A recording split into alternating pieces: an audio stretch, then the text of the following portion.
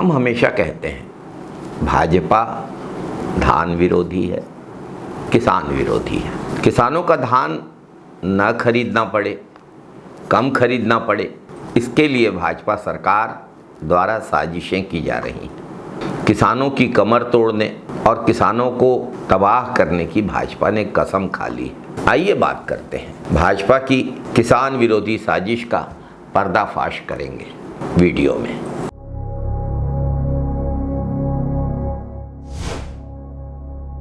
नमस्कार साथियों, पहले किसान को बीज, खाद और डीएपी से वंचित किया गया।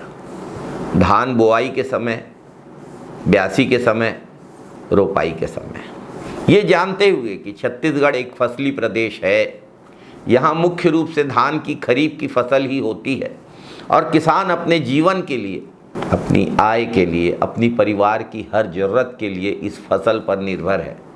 लेकिन इस फसल को किसान ठीक से न ले पाए, हर संभव उपाय किया गया। किसान भी छत्तीसगढ़ का जीवट है। घर का गहना गुड़िया गिरवी रख के, महंगे ब्याज में कर्ज लेकर, महंगे दाम में खाद और बीज खरीद कर किसान ने जैसे तैसे अपनी खेती की। अनेक गरीब और सीमांत किसान तो खेती शुरू भी नहीं कर पाए। अवर्षा की स्थिति को देखते हुए किसान बिजली पंपों के द्वारा अपने खेतों को पलाने की कोशिश करने लगा। किसान लो वोल्टेज, पावर कट, खासकर किसान के सिंचाई के लिए जो लाइनें हैं, उन लाइनों में पावर कट की समस्याओं से जूझ रहा है। सिंचाई का पानी छीना जा रहा है, बांधों का पानी छोड़ा गया है, लेकिन पर्याप्त मात्रा में नहीं। नदियों नालों से सिंचाई के, बिजली के कनेक्शन काटे जा रहे हैं। नदी और नालों का पानी उद्योगपतियों और फैक्ट्रियों को दे दिया गया है। भाजपा सरकार के लिए किसान सबसे अंतिम पायदान में आता है और उद्योगपति सबसे पहले आते हैं। पूरे प्रदेश की जनता बिजली कटौती और लो वोल्टेज से परेशान है, लेकिन किसानों की स्थिति ज़्यादा खराब है। किसानों के पंपों की लाइन की बिजली काट दी जा रही है, फसलें सूख रही हैं। भाजपा सरकार के राज में बिजली नहीं मिल रही है, सिर्फ बिजली का बिल मिल रहा है। 2 बार किसानों के लिए इस साल सरकार ने बिजली के दाम बढ़ाए, लेकिन मोबाइल टावर लगाने के लिए उद्योगपतियों को, जियो कंपनी को, अंबानी जी को बिजली मुफ्त में दी जा रही है। किसान की फसल खड़ी है, लेकिन बिजली नहीं होने की वजह से सिंचाई नहीं हो पा रही है। किसान कई जगह मजबूरन डीजल पंप चला रहे हैं, लेकिन डीजल के दाम बहुत ज़्यादा, 100 रुपये लीटर। खेती घाटे का सौदा बनती जा रही है। समर्थन मूल्य में जो वृद्धि हो रही है वो अपर्याप्त है। 2 साल से समर्थन मूल्य की वृद्धि की राशि भी नहीं दी जा रही है किसानों को। इन सारी करतूतों के बाद भी भाजपा सरकार का दिल नहीं भरा है। किसानों ने गर्मी का धान बेचने के लिए लाया, ठीक उसी समय भाजपा सरकार ने सोसाइटियों का बचा हुआ धान बाजार में नीलामी के लिए दे दिया। गर्मी का धान जो 2700-2800 बिक जाता था, 1500 में नहीं बिका। एक और चाल किसानों के खिलाफ भाजपा सरकार द्वारा चली गई। खरीफ विपणन वर्ष 25-26 के लिए किसानों से फिर से पंजीयन मांगा जा रहा है। कांग्रेस की सरकार में तो हर साल स्वतः पंजीयन हो जाता था। एग्री स्टेक पोर्टल बनाया गया है, डिजिटल पंजीयन अनिवार्य किया गया है। बगैर पंजीयन के किसान धान खरीदी की योजना का लाभ नहीं उठा पाएंगे। किसानों के गांव में बिजली नहीं है, नेटवर्क नहीं है, इंटरनेट नहीं है। कई किसान उतना पढ़े लिखे नहीं हैं। कई किसानों को मोबाइल चलाना नहीं आता है। कई किसानों के पास मोबाइल नहीं है। कई किसानों को समय पे जानकारी नहीं है।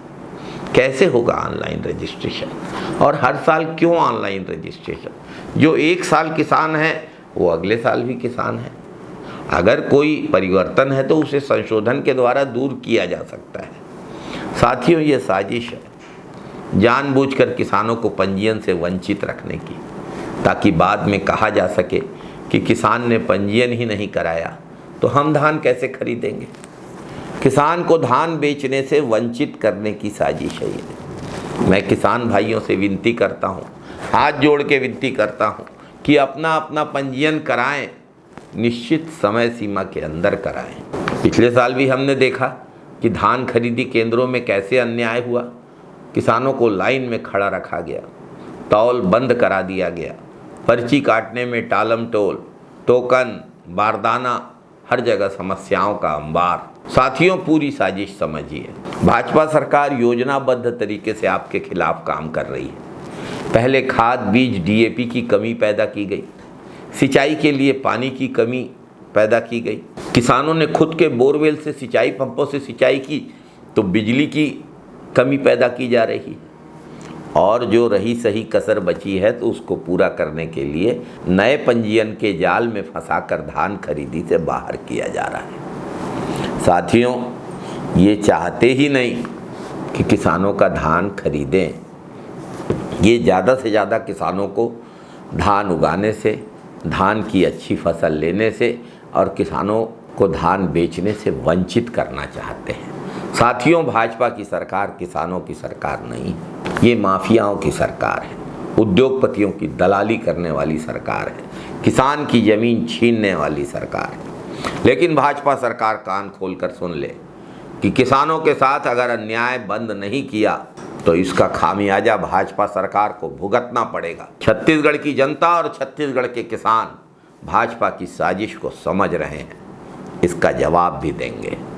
हम सब किसानों के साथ खड़े हैं, खड़े थे और खड़े रहेंगे। साथियों, यही भाजपा की सरकार है जिसने 3 काले कानून किसानों के खिलाफ लाए थे, वापस लेना पड़ा किसानों के संघर्ष के कारण, लेकिन फिर लाने की तैयारी है। लोकसभा में बहुमत नहीं मिल पाया अपने बल पे, इसके कारण भी वे कानून फिर से नहीं ला पाई भाजपा। लेकिन भाजपा की नीयत खराब है, यह किसान विरोधी पार्टी है। किसानों को सजग रहना है, सचेत रहना है, अपने हितों के प्रति जागरूक रहना है। जय जवान, जय किसान, जय हिंद साथियों, वंदे मातरम साथियों।